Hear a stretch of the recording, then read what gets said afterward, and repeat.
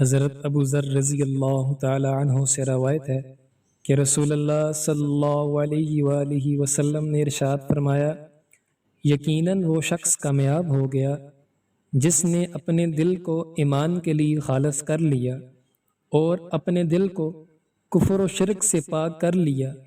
اپنی زبان کو سچا رکھا، اپنے نفس کو مطمئن بنایا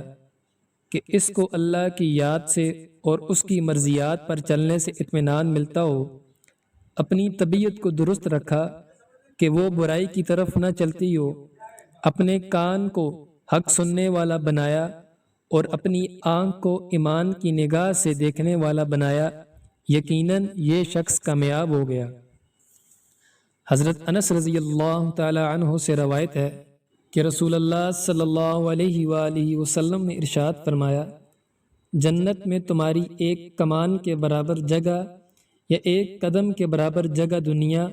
اور جو کچھ اس میں ہے اس سے بہتر ہے، اور اگر جنت کی عورتوں میں سے کوئی عورت جنت سے زمین کی طرف جھانکے تو جنت سے لے کر زمین تک کی جگہ کو روشن کر دے اور خوشبو سے بھر دے، اور اس کا دوپٹہ بھی دنیا میں جو کچھ ہے اس سے بہتر ہے۔ حضرت جابر رضی اللہ تعالی عنہ سے روایت ہے کہ میں نے نبی کریم صلی اللہ علیہ وآلہ وسلم کو فرماتے ہوئے سنا، جنتی جنت میں کھائیں گے اور پیئیں گے، لیکن نہ تو تھوک آئے گا، نہ پیشاب پخانہ ہوگا، اور نہ ناک کی صفائی کی ضرورت ہوگی۔ صحابہ رضی اللہ تعالی عنہم نے عرض کیا، کھانے کا کیا ہوگا، یعنی ہضم کیسے ہوگا؟